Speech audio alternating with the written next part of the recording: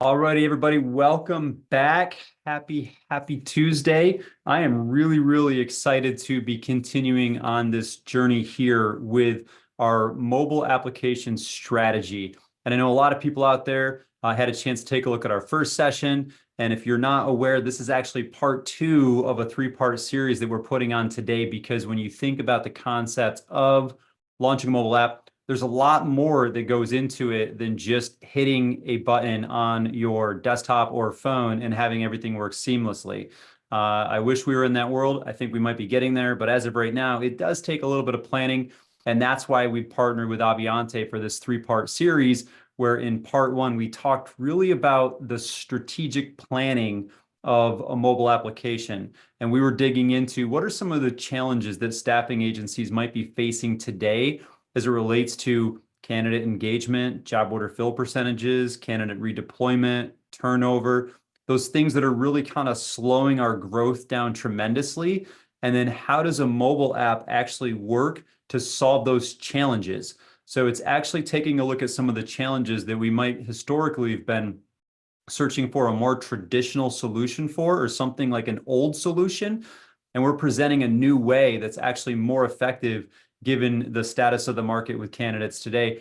And today we're going to be talking about how to actually set that strategic plan up, how to actually launch it within your organization, which is going to require a little bit of change management. And we actually have my friend Parker Saunders with Aviante back. If you didn't catch who Parker is off the last installment of this mini series, he's a pioneer. He was actually one of the first people that went to work with Workin, which became the gold standard for staffing mobile applications. They've really pioneered every element of this.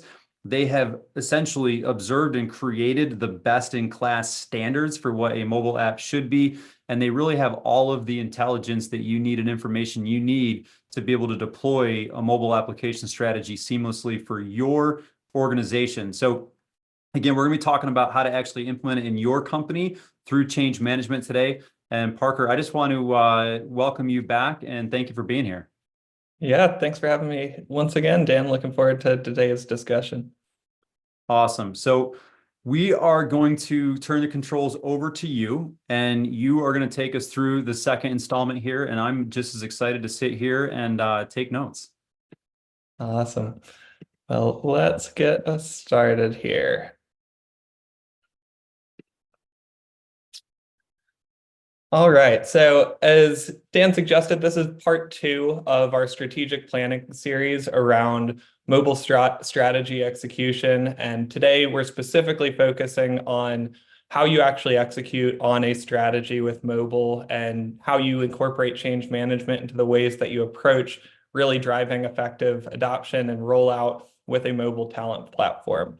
So on our first session, we covered how mobile talent platforms can really transform the experience of both your talent and your recruiters. And today I want to focus a bit more on the things that you can be thinking about and really starting to take action on today. Whether you are still in the consideration phase of whether mobile is really the right solution for your business, or if you're currently implementing a mobile solution, or even for those of you who may be live with an app or mobile staffing platform today, I think a lot of these principles are really applicable to people in all stages of that life cycle, whether it's, reminders of some of the things to consider that may not have been really emphasized in your launch, or if it's a matter of what you're planning as you get started on that journey.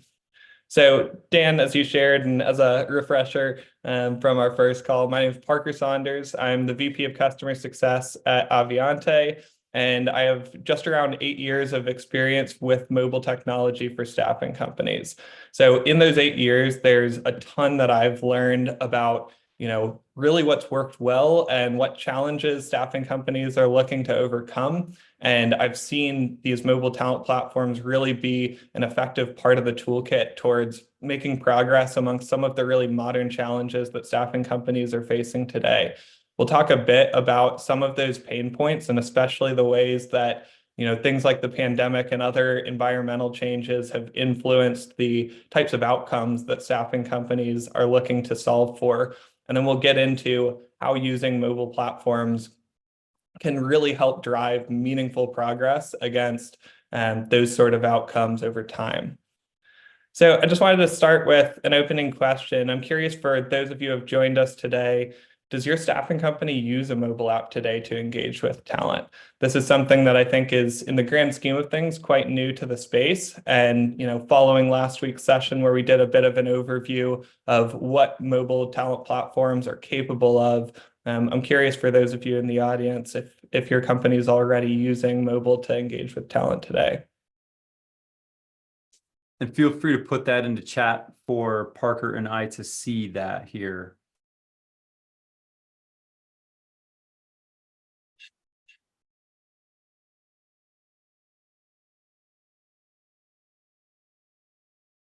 I'll give people just a little bit. I'm curious.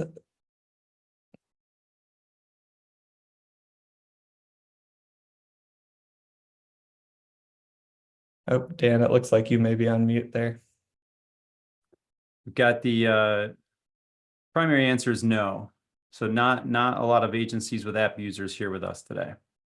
All right. Well, that's helpful context, kind of knowing where everyone's background is as we jump into this discussion. So hopefully throughout today's conversation, as I walk through some of the key tenets of a successful strategy for really driving mobile app adoption, some of the new realizations around not just what mobile can do for you, but some of the things to begin considering in that journey, I think are a really important focus of today's call.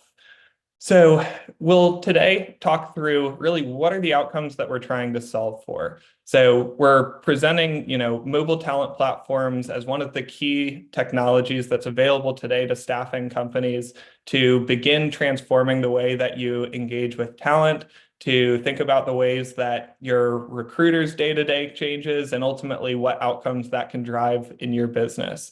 We'll then jump deeper into executing a mobile strategy to solve for those outcomes. And along with that, talking about what some of those key components are for being successful in adopting mobile. So really any good strategy, and especially as we're thinking about ways that new technology can solve problems for our business, I think it's important to really reflect on some of the common challenges in staffing today. In Dan and my discussion before this call, I think 4 really jumped out to us that are especially relevant to virtually all staffing companies that I've worked with. I think staffing companies and their leadership are really looking to address challenges with access to talent, to address no-shows for those talent on assignment, and subsequently high turnover, or the flip side of that being redeployment of those talent where you've established relationships. And as a result, based on those challenges being really common among staffing companies, low fill rates tends to come with that.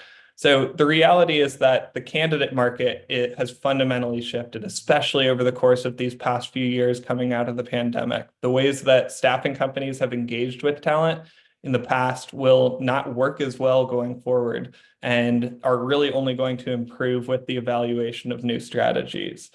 I think that's all to say, if you're experiencing lower or declining fill rates since the pandemic, or just over the years even leading into it, you're not alone, and it's not your fault. It is a really shared experience, I think, amongst staffing companies today, and something that fortunately I think there's a lot of great tools out there, particularly with a focus on mobile, that are really well equipped to speak to these. So this really poses 3 big questions. 1, how do I gain a competitive edge? That's both in the form of differentiating yourselves amongst talent. In today's market with such low unemployment rates, being able to get in front of a new audience of workers and being able to build that top of funnel has become increasingly difficult. A lot of staffing companies are finding that they're getting lost in the noise of job boards amongst other companies that are posting jobs out there. It's also about differentiating yourselves in the eyes of your clients. And one way that that's really possible with mobile is having that unique brand identity and showing that you're innovators in the space. So not only are you going to be able to drive meaningful impact on the results that you're getting for your business, that really becomes a differentiator in the way that you can engage with clients by using mobile. Next, we're talking about how do I scale to meet my revenue goals without eroding profitability? And last, how do I keep current customers and talent we worked so hard to find? So because the nature of the environment that we're working in today has proven that it's become increasingly difficult to attract new talent, there is becoming a much greater emphasis on retention of those talent. So when we talk about things like no-shows and redeployment, how do we really differentiate ourselves and present a unique value proposition to those workers who we've worked so hard to establish a relationship with, so that not only do they continue to show up to work day after day, but when their assignment ends, how are we able to use the power of mobile and the automation that can come with that to redeploy those talent, and not just redeploy them more frequently, but do so faster in a more informed way that creates a better experience for those workers. So the way that mobile talent platforms really impact these sort of challenges comes down to making improvements on the talent experience. When you develop a mobile app strategy using a mobile talent platform, you're really meeting talent where they are.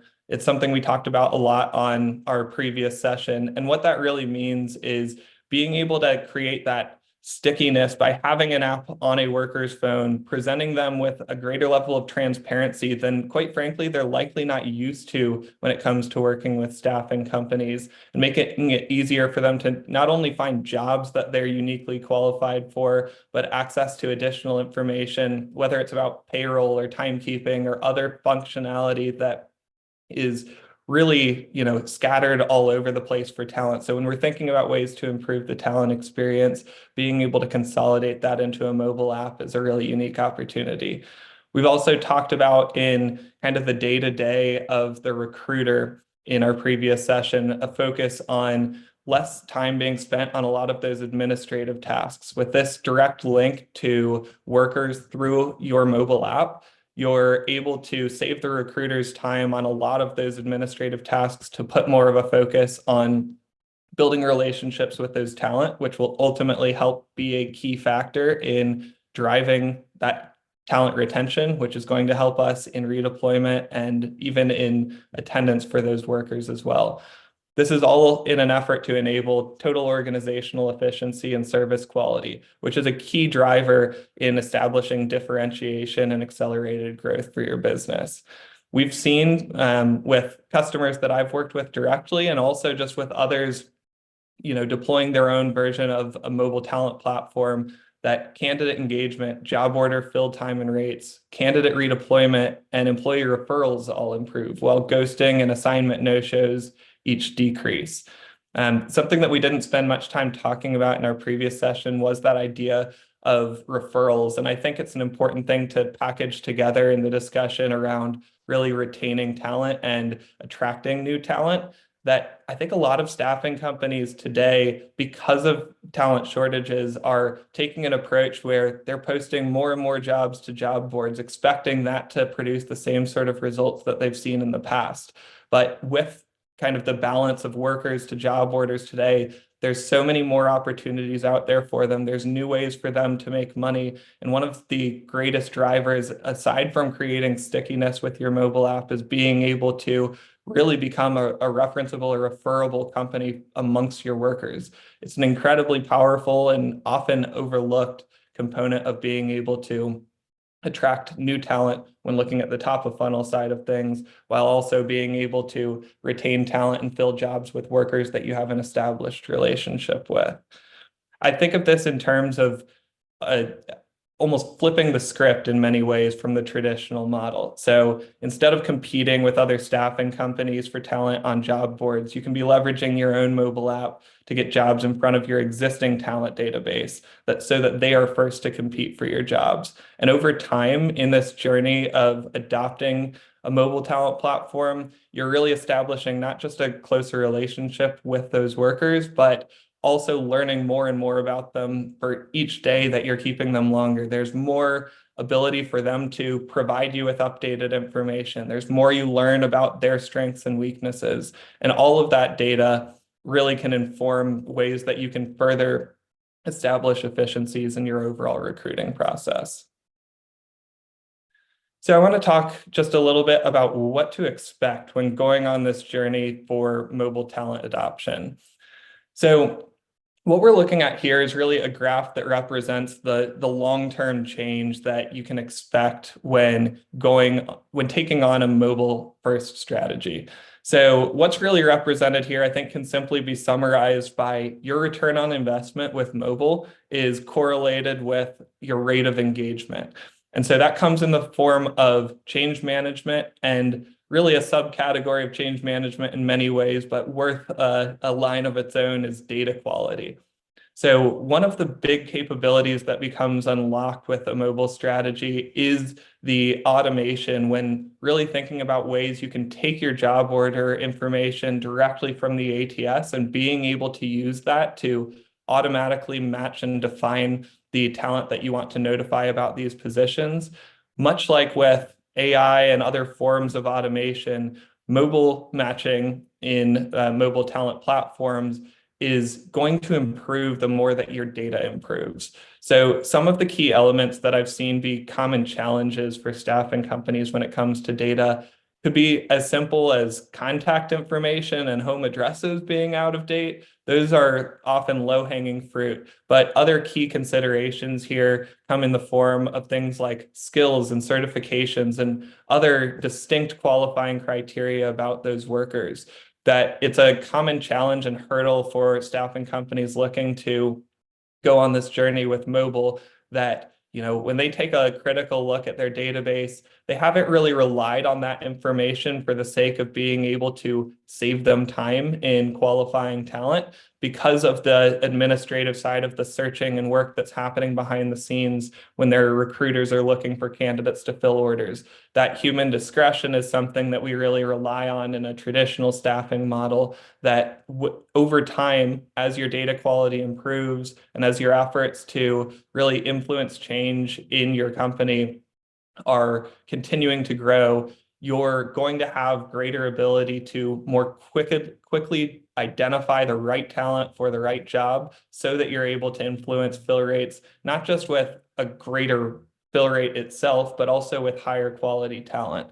So in this journey, there tends to be a natural evolution of the way that you deploy mobile and what sort of functionality makes the most sense to start with. And this is represented with this timeline down on the bottom going along with digital maturity over time.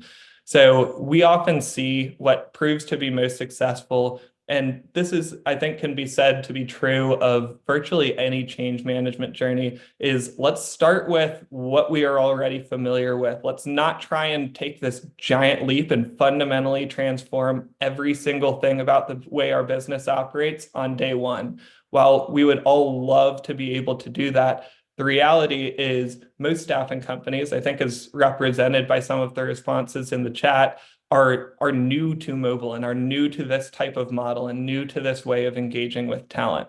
So the more we can make it easy to digest that change, the greater our adoption is going to be in the early stages, and that eases our opportunity to be able to make changes to our strategy over time to introduce new capabilities of your mobile app and start to work more towards that ultimate goal that I think a lot of staffing companies have in mind and are planning for in many other ways around things like flex work, where being able to support the types of opportunities that many workers are looking for.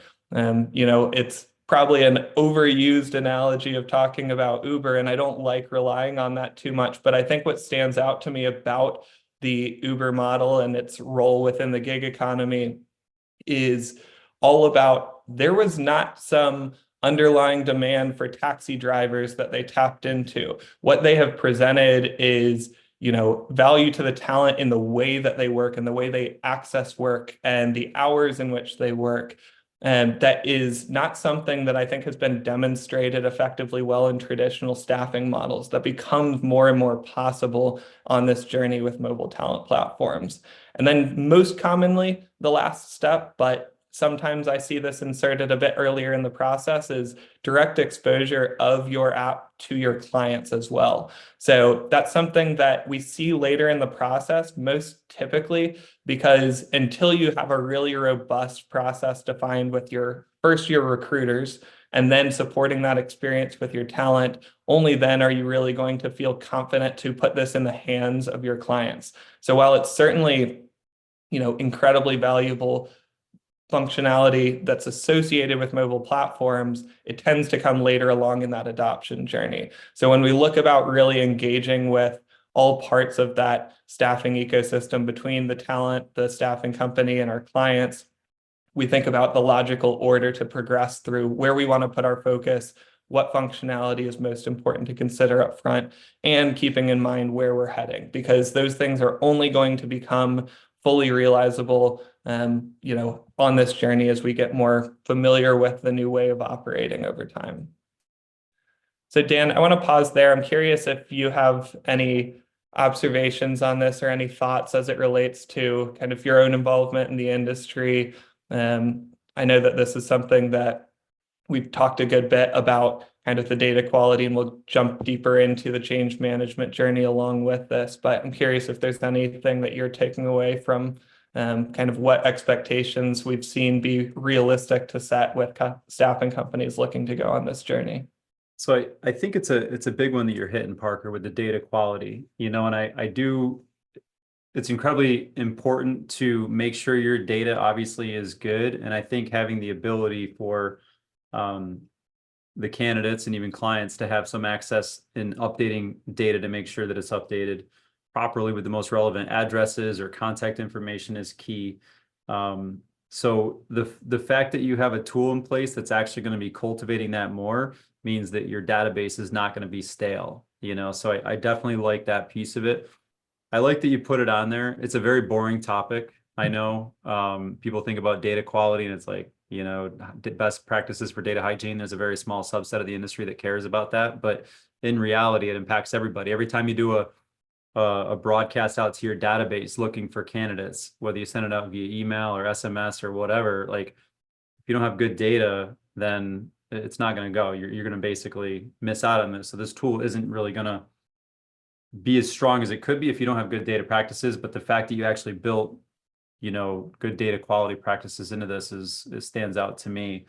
I'm excited to see the change management piece of it though, because it's one thing to conceptualize and say, I want this and I want to solve these problems that you just mentioned, but it's another thing to actually do the work towards doing it because we're all so busy.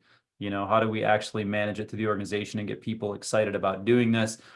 And I hope that you get to this. I don't know if it's going to be this session or next session, but like, what does the recruiter have to do to engage with this, right? How do they use this tool, right? Because like recruiters are really, really busy, man. Like the last thing they need is like one more thing, Yep. So like I'm always cautious about like, what do they actually have to do with this, and how is it going to really help them out? So that's where I'm hoping to see change management start that conversation.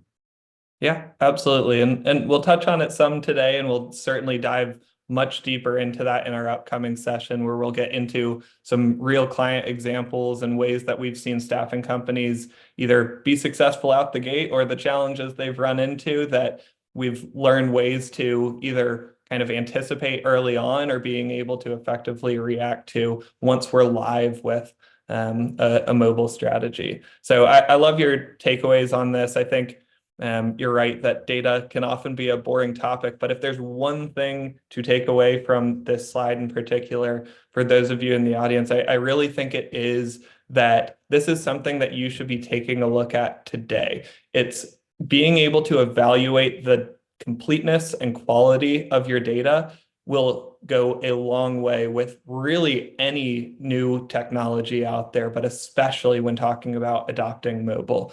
Yeah. You are going to become increasingly reliant on that, and it's never too early to be doing that sort of assessment to see if there's opportunities for, cleanup already possible, or if you're going to be leaning on tools like mobile talent platforms to be able to, kind of capture that over time and continue to improve your data quality over time on part of this journey.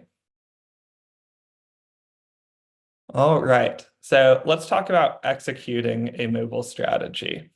So again, a little bit of review from our previous session, but I think this is a critical part of being successful in deploying mobile.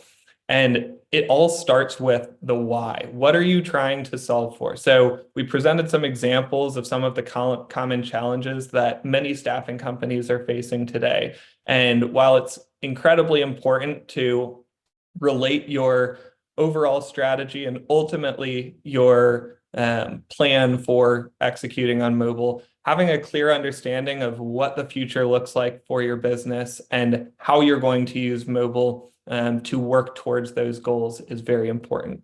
What also comes along with that is the engagement of key stakeholders throughout this process. So identifying who the right people are in your organization to help work towards these goals using mobile. This exists at all levels of the organization, talking C-level, other senior leadership, sales, recruiters, and operations.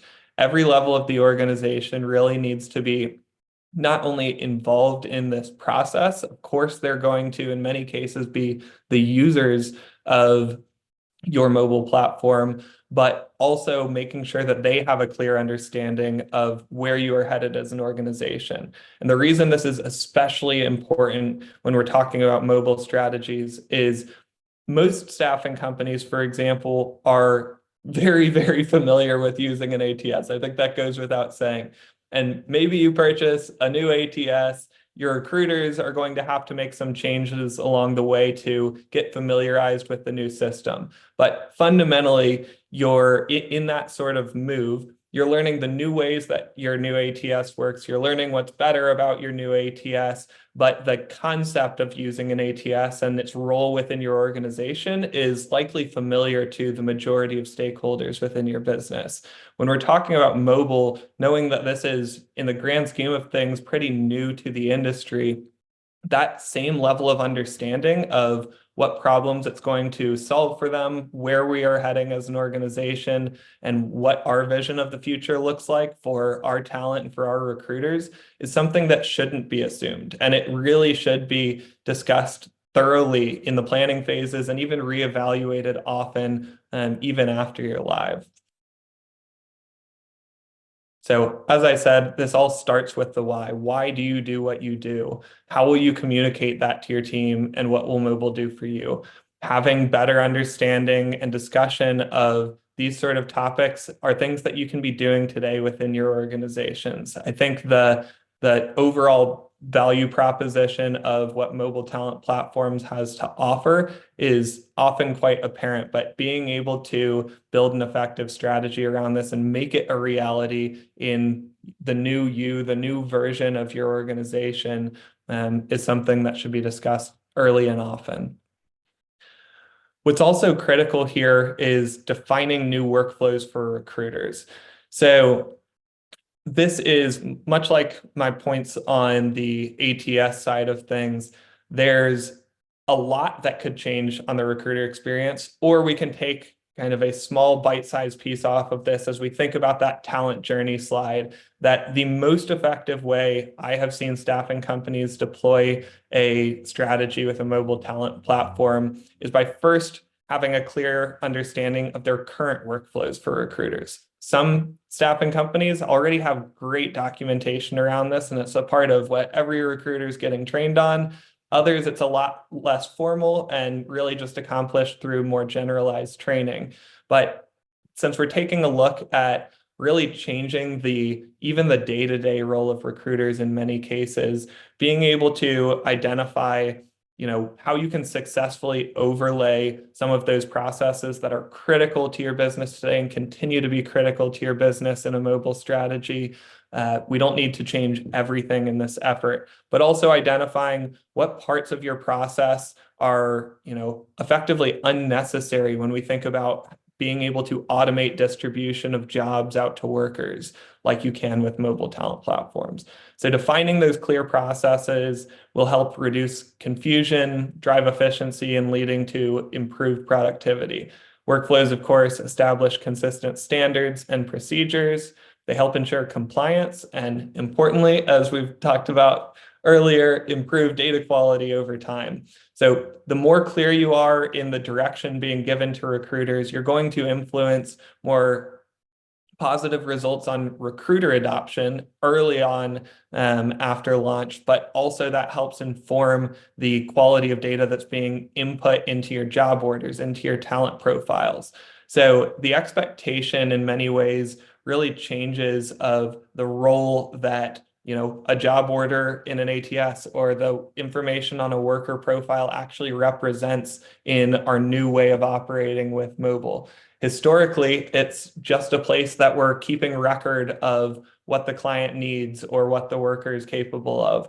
But in order to intelligently identify the most qualified workers for a certain position, and to keep them engaged and interested in the opportunities that you're targeting them with using your app, you really need to think about things in more of with more of a marketing mindset.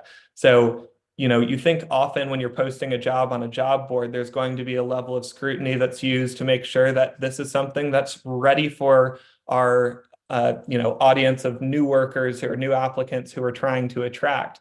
But when you're talking about engaging with your existing talent, workers who you've developed a really strong relationship with already, the nature of mobile talent platforms is being able to take those jobs straight from the ATS and use the data within those job orders to find the right workers in your database.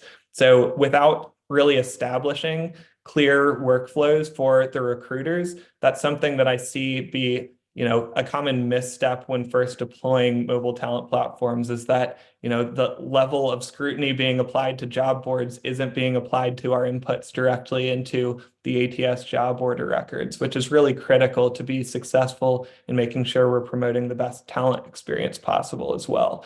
So I start here with these points around recruiters because while so much of what we're trying to do is establish a better talent relationship, establish a higher level of engagement with those workers, it really all starts with the quality of our inputs in many ways. Because if we're not putting the right relevant information in front of the right workers, then we're not able to realize, at least not as quickly, some of the real possibilities that are accomplished using mobile.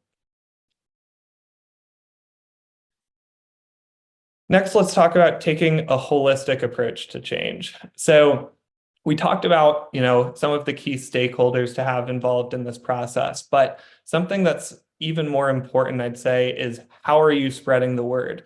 So much like, when speaking to moving from one ATS to another, there's a lot of preparation that goes into that and a lot of reason that your recruiters may be excited or they may be fearful of that sort of change. When we're talking about mobile, we're opening up our technology offerings to really a new audience in many cases. When we're talking about workers, we're talking about clients.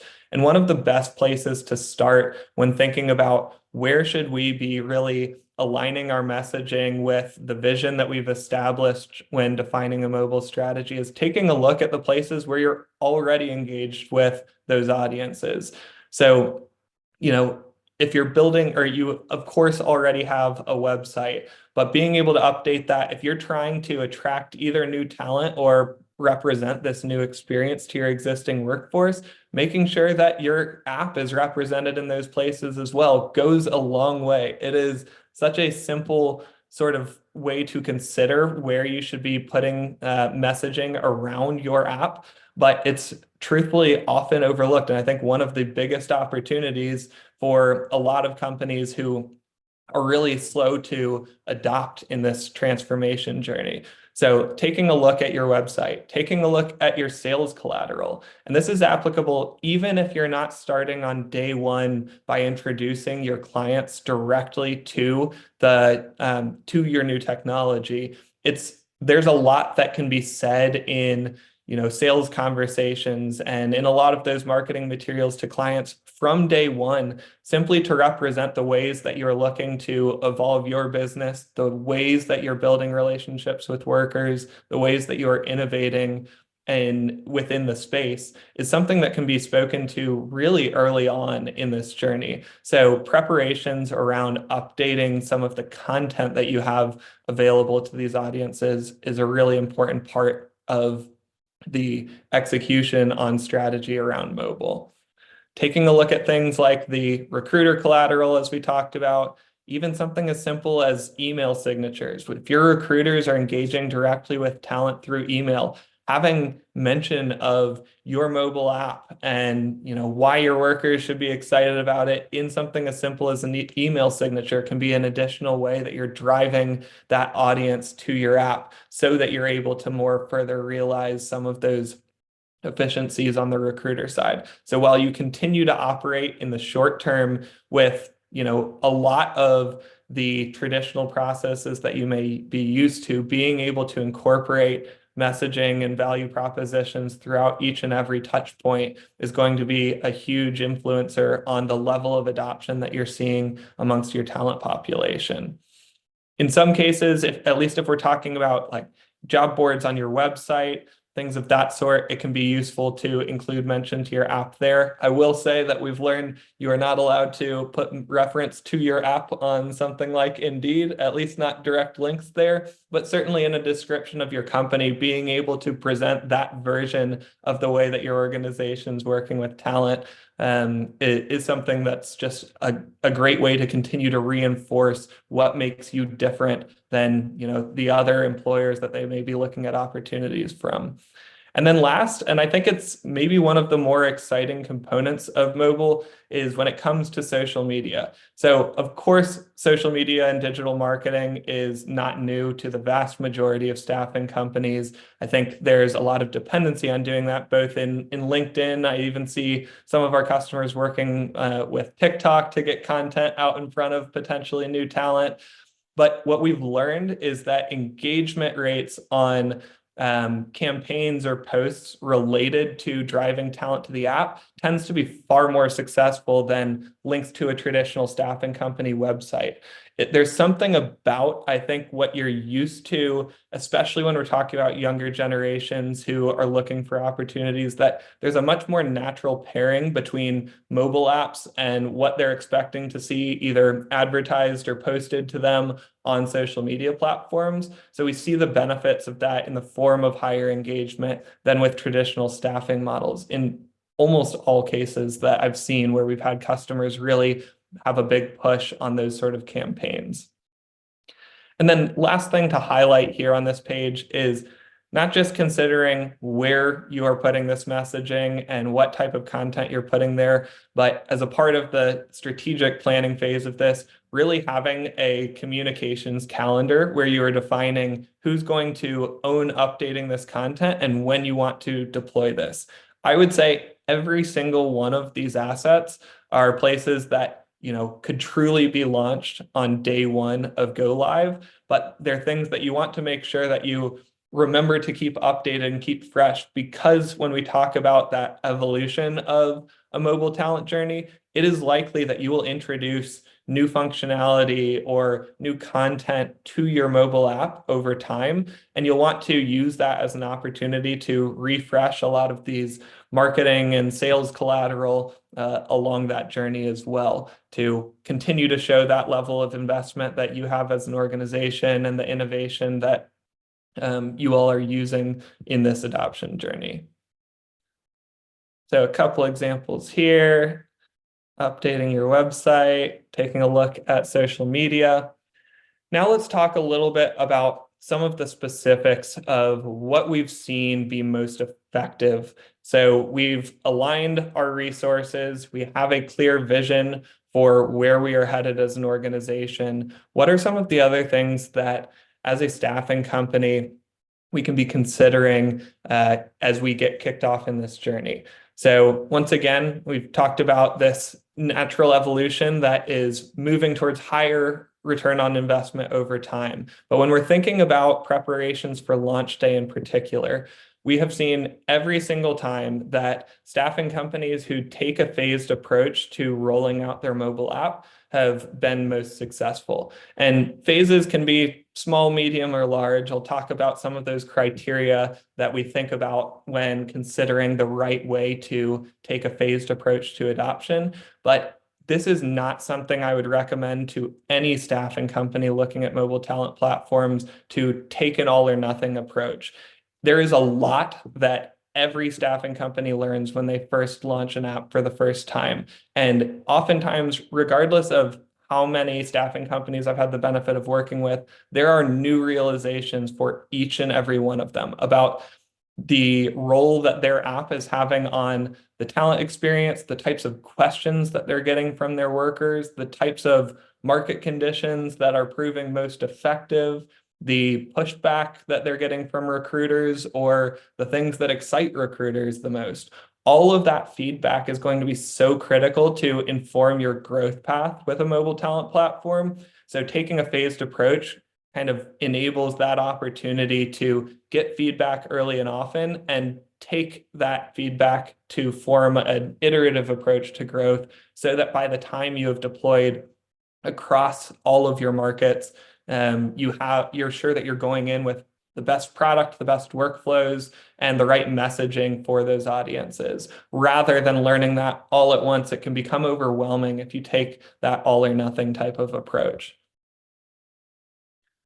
So set small goals to start, starting off with a few clients or a few markets, a few branches, and focus on them to set a goal of really reaching as close to 100% success rate of posting to your app as possible. I'll touch more on this on one of our upcoming slides, but it's a really key point of emphasis to make sure that when we're deploying our mobile app, we're making sure that we are sending jobs to workers regularly and even taking consideration for what types of jobs that we're putting out there.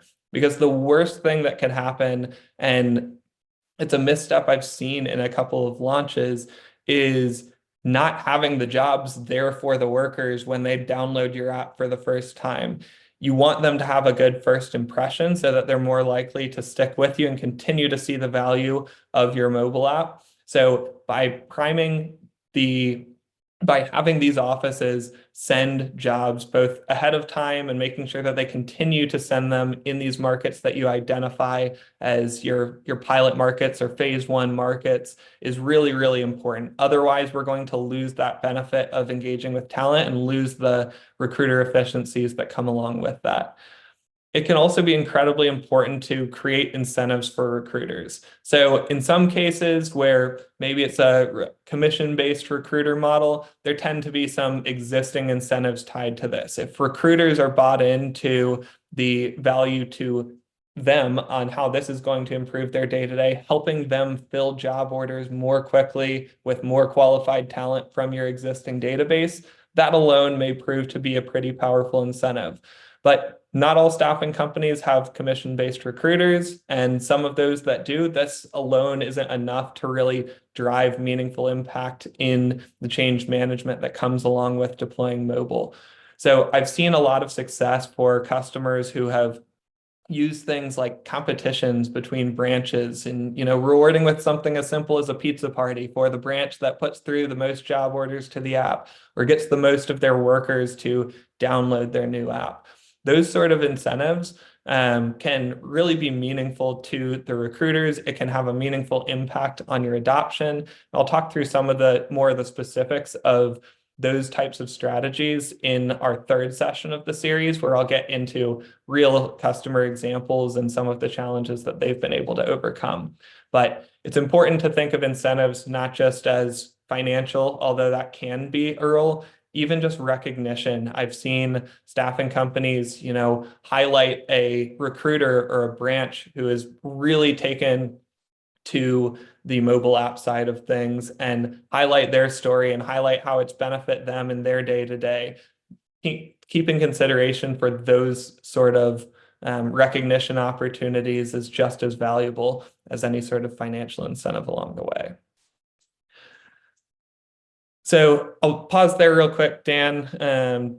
Do you have any questions at this point? I'm going to jump into some of the conditions for success when considering things like your initial starting markets when taking this sort of phased rollout approach.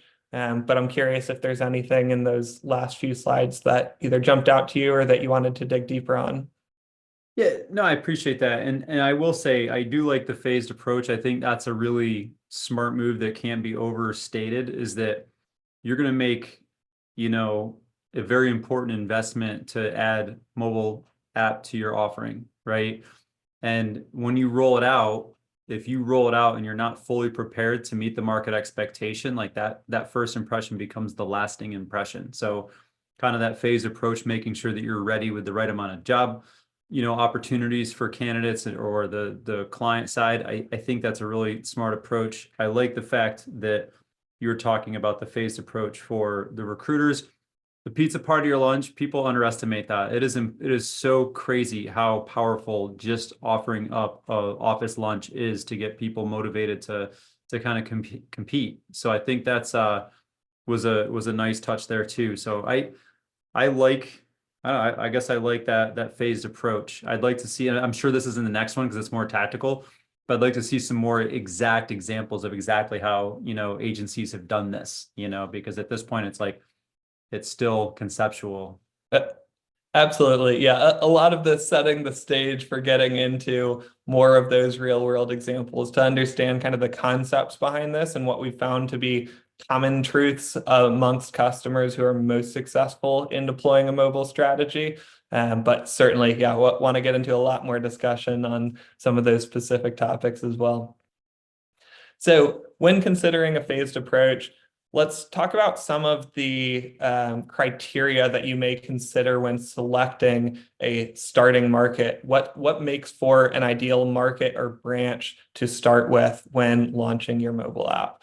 So what I've learned is that branches and markets with prior success in adopting new technology or existing interest in mobile candidate solutions is a really important consideration. And in some ways, it feels obvious, but I think the reality of these of mobile talent platforms really being new to recruiters for the most part and new to the industry is that the way that we're going to learn the best is by starting with the markets and the recruiters who we have the lowest barrier to entry. The reason that I point this out is because I've seen, especially in the early days of working, a lot of customers would say, what is the market or the branch that we are having the hardest time, finding new workers or filling orders? And while that seems like a logical place to start, in order to establish real best practices, I think we need to eliminate as many variables as possible. Let's rule out that likelihood of high recruiter objection to adopting new technology. Let's rule out that we have, potentially difficult client relationships in a specific market. Let's start somewhere where we're already fairly successful as a business and use that to take the steps towards changing those workflows for recruiters, towards changing our relationship with talent, so that what we're learning is not how to be successful as a business, but what sort of feedback we're getting about the tools themselves from both our clients, from our workers, from our recruiters. That goes a long way. And we're going to take those learnings over time. And as we continue on into the upcoming phases, we start working towards those more challenging markets, going in more equipped with a better understanding of how this tool is uniquely benefiting our business and the unique feedback of our workers. Because as much as I think there's, a lot of competition for workers in the marketplace, even amongst staffing companies have done a great job of really establishing an identity for themselves already. And I see it show up in the way that they interact with workers in many ways. So that feedback that comes along with that tends to be unique and something that should be used to inform your own unique growth path with adopting mobile. We also want to talk about having sufficient recurring job order volume and variety. So what a specific example that comes to mind, I was working with a staffing company who deployed simultaneously in Michigan and South Carolina. And they took the exact same approach. They had roughly the exact same number of workers. They had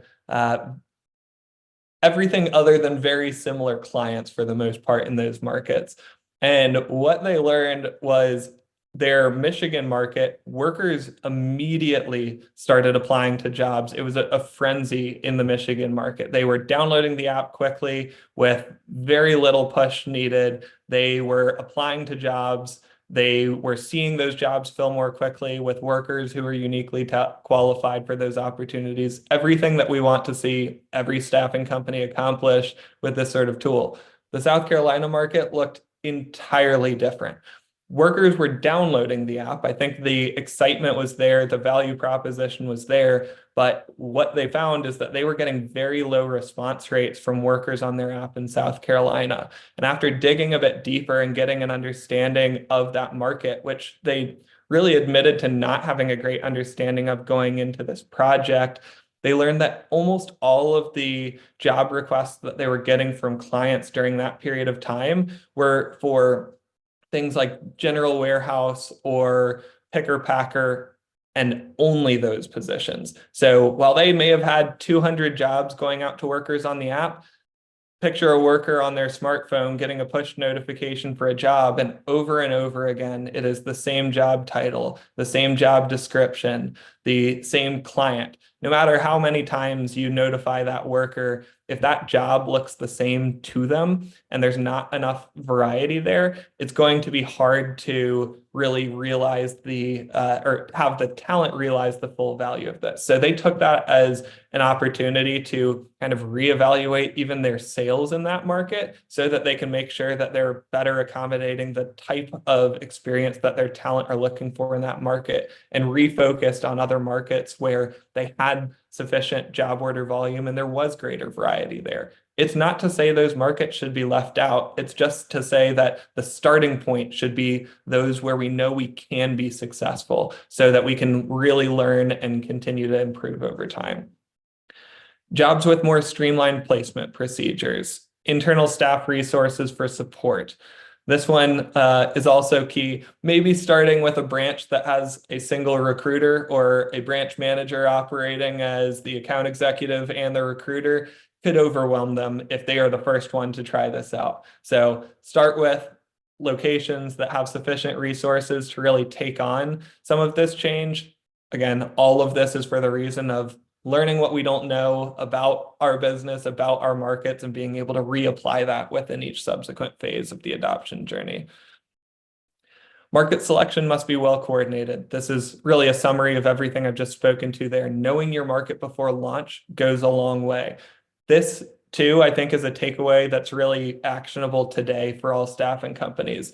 I, quite frankly, not coming from staffing in my prior professional history, was surprised to learn how many in staffing leadership didn't really have a good understanding of the types of clients or the types of workers that they were working with in a specific market. And in some cases, unfortunately, they learned through deploying new technology. So they got that feedback, they got a better understanding of why it was working well in one place and not another. But I think talking with those branch leaders, talking with the recruiters out in the market, even before you're deploying a mobile talent platform or quite frankly, any new technology for that matter, I think is a big opportunity for a lot of staffing companies to really assess before really deploying any sort of new technology. Launching in challenging markets is not best for an initial launch. Again, to summarize some of the points up above. And then the last thing I want to leave us with on this slide is that execution is more impactful on success than launch strategy. And I know that seems kind of counterintuitive because I'm here speaking to some of the key principles of a successful strategy for deploying mobile. But the reality is we want to plan as much as possible ahead of time. We want to make sure that certainly our vision for the future is very clear and well understood throughout the organization. But it is not necessary, in my experience, to have perfected and considered every possible detail before launch. And I think that's true because of this recommendation of taking a phased approach, that you are going to learn more from real world feedback from your recruiters and talent than you will in those planning phases. So there is always that opportunity when taking that phased approach to, slow down, think about how you want to roll out these future branches, and use that feedback to inform the ways that you're going to change your process. Because I have seen staffing companies spend months and months building out new workflows for what their new process is going to look like, only to find that it's incompatible with the way that their recruiters in certain markets are actually working. So while you want to put that thought in ahead of time, you do want to plan. It is all about the goal of getting to that launch day and being able to adapt your strategy. So adaptability is really a key skill to represent in the execution of mobile strategy. Last, in terms of keys to success, focusing on internal commitment, that is the single greatest risk we see with deploying a mobile platform. So there tends to be really immediate adoption in many cases from the talent population themselves. It's part of why mobile is such an effective tool for influencing some of the outcomes we're trying to solve for within the staffing industry. But if you're not getting recruiters to adopt, if leadership isn't bought in, or they're not aligned on your overall vision for this, that's always going to be a huge barrier to overcome in the deployment process. Candidate messaging should be prescriptive to your audience and brand. One of the unique benefits of mobile platforms versus posting a job on a job board is you are going to market with your own brand identity. It's an opportunity to really reinforce your brand identity through all stages of the process and to show that evolution of your organization as a whole. And I don't say any of this to knock on job boards. Job boards are, of course, an incredibly important tool within the staffing space and in filling any sort of job opportunity. It's just looking for ways that we can build on that with some of the unique opportunities that become possible with a branded mobile app and mobile talent platforms. Last, establishing forums for honest, ongoing feedback. Of course, with that phased approach, the reason that I see that being such an important factor in successful adoption is because of the opportunity for feedback. So think about ways that your recruiters and your talent are already communicating with you. I see staffing companies get a lot of good feedback when they stand up, a Teams channel or a Slack channel or whatever communication tools you're using, where there can be open discussion between recruiters, and as you start to bring on additional branches, that they can learn from one another. So getting that feedback often and making sure that it's really visible to all stakeholders is really important. And using that to refine and share operational best practices for recruiters. So I know we are coming up on time here. I'm going to touch just real quickly on 3 metrics: recruiter adoption, and talent engagement, which are 3 of the leading indicators we've seen for success that are especially important to measure in the early stages of your deployment strategy with mobile. So recruiter adoption, this we've touched on in some of the previous slides, a focus on really the percentage of your total job order flow that's being sent to the app. That's something that we found to be incredibly important to measure from day one to identify trends and identify whether recruiters are really engaging with the tool. Because if this isn't there, it doesn't matter how pretty your app looks or anything of that sort. If you are not really offering that value that you've committed to workers by putting more targeted jobs in front of them, then we're going to be creating a bad experience. So we need to make sure that recruiter adoption is one of our first focal points. Then, of course, talent adoption. What percentage of our talent population, and this means existing talent population, do we have downloading our app? This is, of course, also one of the main things that we need to be measuring from day one. And then the last piece of it is as it pertains to talent engagement. A common thing I see with staffing companies when they first deploy a mobile strategy is, great, they have jobs going through their app. They have more qualified workers receiving those jobs and applying to those jobs. But without really clear documentation on workflows and what's new for the recruiters, I've seen, unfortunately, a lot of times where that new application source is overlooked and those workers are being left alone and not progressed in the process. So without monitoring that talent engagement and making sure that workers are being moved along in the process after they have found the right job for them is equally important to measure. And that leads us to our next session on the 20th, where we'll dig a bit deeper into some of these specific examples and lessons learned in that adoption journey. So strategies for post-deployment success. So we've led up to the point where we have reached launch day, and we'll focus a lot more now on some of those key learnings and specific ways to make improvements on each of those adoption metrics. Awesome, Parker. And I know we're right at time, so I'm not going to jump into Q&A, but I'm going to tee up a question for you that I want to lead off the next one with. As it relates to the metrics that you mentioned, I would love to see some real world insights or qualification of the metrics that matter to staffing agencies, like job order fill percentage or turnover rates or ghosting, those things that we talked about in correlation to those metrics. So if we have recruiters engaging or talent engaging or like that piece of it, how much can those things drive the desired result of increased fill percentage and lower turnover rates and things like that? I really want to dig into that for the people out there watching this. So be ready. I'm going to tee off with that one right early. It's the perfect segue. That's why I leave us here. What do we need to focus on up front, and now how is that going to influence these results that we've been talking about in these last sessions? So perfect. Awesome. For those of you who want to learn the answer to that question, tune in on the 20th and we will pick it up then.